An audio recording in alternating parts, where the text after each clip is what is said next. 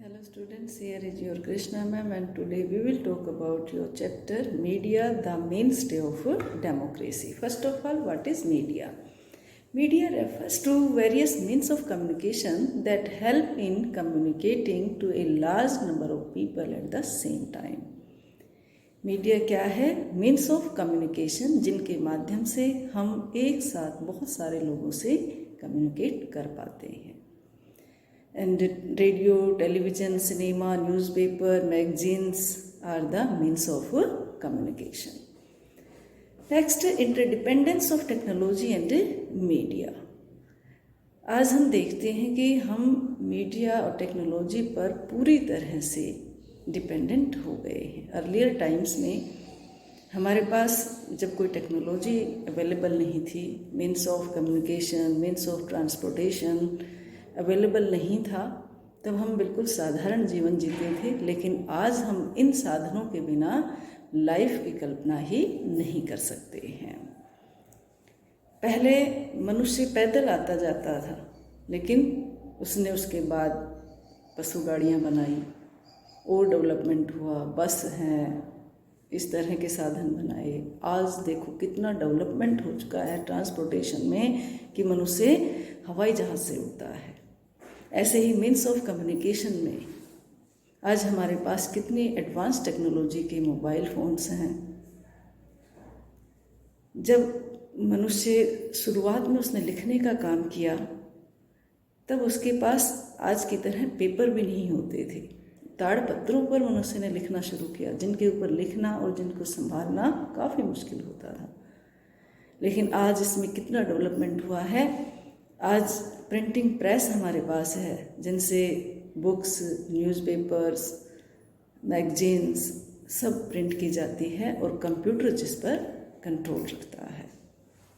तो कितना सारा development means of transportation, means of communication में हुआ है. कितनी एडवांस टेक्नोलॉजी आज हमारे पास इन सभी फील्ड्स में आ चुकी हैं. Now on one hand, technology has improved the efficiency of media, and on the other, media update us on the advances in technology. देखो, एक तरफ तो जो टेक्नोलॉजी है उसने मीडिया की एफिशिएंसी को बढ़ाया है. अब बहुत पहले की कोई पुरानी मूवी आप देखते हैं, उसमें ना तो पिक्चर क्लियर मिलेगी, ना ही साउंड क्लियर मिलेगी. और आज कितनी एडवांस टेक्नोलॉजी है इस मामले में आप देख सकते हैं. तो ये सब किस वजह से हुआ? जो एडवांस टेक्नोलॉजी आई है उसने मीडिया की एफिशिएंसी को बढ़ा दिया है. आज न्यूज़ रूम आप देखें कितना हाई टेक होता है. दूसरी तरफ जो मीडिया है वो हमें एडवांस टेक्नोलॉजी के बारे में जानकारी देता है.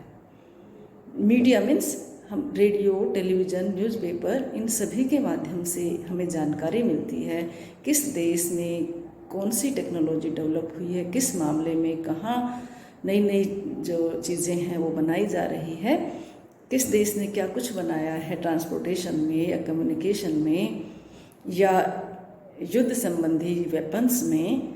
तो ये सब हमें किससे पता चलता है? मीडिया के माध्यम से. Now next, role of money in media. Media में मनी का रोल क्या है? अब देखिए, कोई भी न्यूज़ रूम आप देखेंगे आज कितना हाई टेक होता है, और उसके लिए क्या चाहिए? मनी. बहुत पैसा उसमें इन्वेस्ट करना पड़ता है. तो मनी कहाँ से आता है मीडिया के पास? जब भी कोई सीरियल आता है, मूवीज़ आती है, तो उसमें बीच में ऐड दिखाए जाते हैं, एडवर्टाइजमेंट्स आते हैं. तो वो जो एडवर्टाइजमेंट्स हैं वो किसके? मेनली जो बहुत बड़े बड़े इंडस्ट्रियलिस्ट होते हैं जो इन प्रोडक्ट्स को बनाते हैं, वो अपने प्रोडक्ट की पब्लिसिटी के लिए ये एडवर्टाइजमेंट दिलवाते हैं, ताकि लोगों तक इन चीज़ों के बारे में पता चले और लोग उन चीज़ों को खरीदें. ठीक है. और एडवर्टाइजमेंट दिलवाने के बदले में ये जो इंडस्ट्रियलिस्ट हैं ये बहुत ज़्यादा पैसा खर्च करते हैं, मीडिया को देते हैं. लाखों करोड़ों रुपए के प्रोडक्ट के लिए मीडिया को दिए जाते हैं. तो मीडिया के पास पैसा इन लोगों से आता है. Media is a powerful tool in the hands of the rich. अमीर लोगों के एक कंट्रोल में आमतौर पर मीडिया रहता है, क्योंकि मीडिया को भी पैसा चाहिए. न्यूज़ एजेंसीज़ हैं, न्यूज़पेपर है, इन सबको काम करने के लिए पैसा चाहिए और ये पैसा इनको मिलता है जो रिच क्लास है देश की, बड़े बड़े इंडस्ट्रियलिस्ट हैं, ये अपने चीज़ों के एडवर्टाइजमेंट के लिए पैसा खर्च करते हैं, इनको देते हैं, तो इसलिए इनका काफ़ी प्रभाव उस पर रहता है। अभी हम देखते हैं कि कोई भी मूवी आती है कितनी बार उसमें एडवर्टाइजमेंट आते हैं, कोई सीरियल आता है उसमें कितनी बार एडवर्टाइजमेंट आते हैं। आप क्रिकेट का मैच देखते हैं, हर एक ओवर के बाद कितने सारे एडवर्टाइजमेंट आते हैं। तो मीडिया ये एडवर्टाइजमेंट देकर और उनसे इंडस्ट्रियलिस्ट से काफ़ी पैसा लेते हैं, जिससे अपना ये कामकाज सही तरीके से सुचारू रूप से चला सकें। Next, media and democracy. In a democratic country like India, media plays an important role in creating aware and enlightened citizens. Indian media has been successful in creating public opinion about the bride burning issues. किसी भी democratic country में तो media की भूमिका बहुत ज़्यादा होती है, क्योंकि डेमोक्रेटिक कंट्री में हर कोई फ्री होता है अपने चीज़ों की एडवर्टाइजमेंट के लिए, अपने विचार रखने के लिए। तो यहाँ पर तो बहुत ज़्यादा एक रोल मीडिया का बढ़ जाता है, ताकि एक फ्री और अनबायस्ड जो मैसेज है, जो भी कोई इस तरह का कोई संदेश है, जो भी जानकारी है, न्यूज़ है, वो सभी तक पहुँच सके। और हमारा जो इंडियन मीडिया है वो बहुत ही ज़्यादा एक लोगों को अवेयर करता है। जो ब्राइड बर्निंग इश्यूज़ है, बहुत ही ज्वलंत समस्याएं देश में, उन सब के ऊपर सरकार का ध्यान भी वो खींचते हैं, लोगों के सामने भी उन सब चीज़ों को रखते हैं, ताकि लोग भी अपना ओपिनियन बना सकें। जब भी कोई भी समस्या आती है तो मीडिया उसके ऊपर डिबेट कराता है। हर पॉलिटिकल पार्टी के स्पोक पर्सन भी वहाँ होते हैं, एक्सपर्ट्स होते हैं, ठीक है।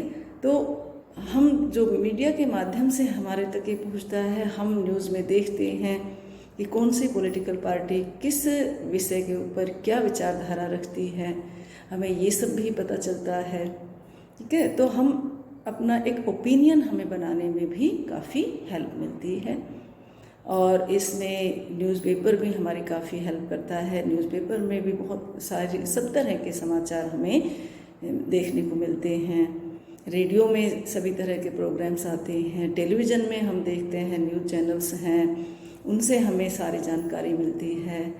जो एक सिनेमा है, इंडियन सिनेमा, उससे भी बहुत ज़्यादा हमें एक अवेयरनेस होती है, क्योंकि बहुत सारी जो फिल्में हैं, सीरियल्स हैं, सोशल एविल्स को लेकर भी बनाए जाते हैं, जो ब्राइड बर्निंग इश्यूज़ है उनको लेकर बनाए जाते हैं, जिससे हमें पता चलता है कि देश में किस किस तरह की जो समस्याएं हैं या सोशल एविल्स हैं वो अभी भी प्रिवेल कर रही है, और उसमें सरकार का ध्यान खींचती है ताकि इन समस्याओं को सरकार दूर कर सके।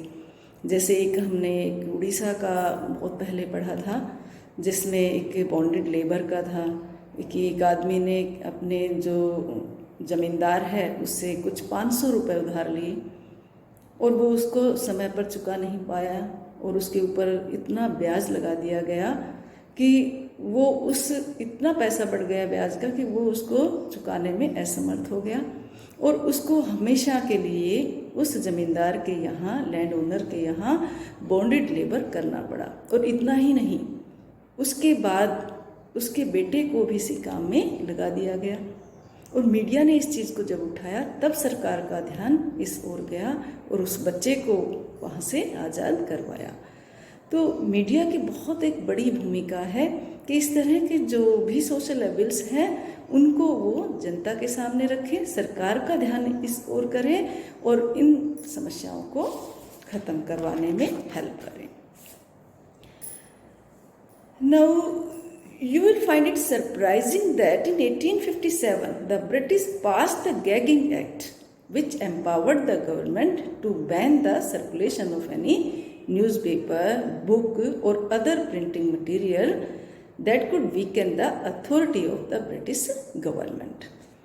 1857 का एक बहुत बड़ा रिवोल्ट हुआ था हमारे देश में। इसे फर्स्ट वार ऑफ इंडिपेंडेंस भी कहा गया, जिसमें बहुत सारे राजा, बहुत सारे सैनिकों ने हिस्सा लिया था और बहुत बड़े लेवल पर ये क्रांति हुई अगेंस्ट द ब्रिटिश गवर्नमेंट। तो उस समय अंग्रेजी सरकार ने एक मीडिया के ऊपर एक प्रतिबंध लगा दिया, बैन लगा दिया, जिसे गैगिंग एक्ट कहा गया, कि भारतीय जो प्रेस है वो जो भी कुछ छापेगी वो पहले जो ब्रिटिश ऑफिसर्स हैं उनको दिखाएगी। अगर ब्रिटिश गवर्नमेंट उसको पास करती है तो ही वो छप सकता है, पब्लिश हो सकता है। और वो इसलिए किया गया ताकि भारतीयों की आवाज़ को दबाया जा सके, ताकि जो हमारे सोशल रिफॉर्मर्स थे, जो रेवोल्यूशनरीज थे, उनकी जो आइडियाज़ हैं, उनके जो विचार हैं वो लोगों तक ना पहुँचे और जो लोग हैं वो इस तरह की क्रांति आगे ना कर सकें ब्रिटिश गवर्नमेंट के अगेंस्ट। देश के आज़ाद होने के बाद जो प्रेस है हमारी वो फ्री की गई, मीडिया हमारा फ्री की गया, क्योंकि एक डेमोक्रेटिक कंट्री में मीडिया हमेशा फ्री होना चाहिए, तभी जो एक अनबायस्ड जो चीज़ें हैं वो लोगों के सामने आ सके, ताकि जो बिल्कुल सही है वही चीज़ें सबके सामने आए और उस पर सब अपना ओपिनियन बना सकें। And in 2005 Indian government pass the right to information act, और इस एक्ट ने लोगों को एक बहुत ही मजबूत अधिकार दिया, जिससे कि लोग गवर्नमेंट जो ऑफिसेज हैं, गवर्नमेंट डिपार्टमेंट्स हैं, उनसे सूचनाएं प्राप्त कर सकते हैं। ये जो एक्ट है ये गवर्नमेंट डिपार्टमेंट पे ही अप्लाई होता है, प्राइवेट सेक्टर में नहीं होता है। जहाँ भी किसी को ये लगे कि जो गवर्नमेंट ऑफिस है वहाँ कोई काम सही तरीके से नहीं हो रहा है, या किसी ने अपना काम करवाना है, कोई रिस्पॉन्स ही नहीं मिल रहा है, तो वो इस एक्ट का सहारा ले सकता है, वो RTI का यूज़ कर सकता है। और एक बार RTI का यूज हुआ तो सारे इन्फॉर्मेशन सामने होती हैं। कहीं पर किसी को लगता है कि भी कोई सड़क निर्माण में या और किसी तरह के जो इस तरह के कामकाज होते हैं, वहाँ पर अगर किसी को लगता है कि भाई गलत तरीके से या फर्जी कोई काम हो रहा है, तो वहाँ भी RTI का यूज़ किया जा सकता है। और जहाँ RTI का यूज होता है, जिस भी डिपार्टमेंट के लिए, जिसके भी अगेंस्ट होता है, उसको फिर पूरी इन्फॉर्मेशन देनी होती है। तो ये एक बहुत ही, हम कह सकते हैं कि एक पावरफुल राइट है लोगों के हाथ में, कि वो जब भी चाहें, जब भी उनको लगे कि कहीं कोई फर्जी काम हो रहा है, गलत काम हो रहा है, या लोग सरकारी कर्मचारी अपना काम ड्यूटी सही तरीके से नहीं कर रहे हैं, तो वहाँ इसका यूज किया जा सकता है और सारी इन्फॉर्मेशन उनको देनी होगी within 30 days. So this is all about this chapter, beta.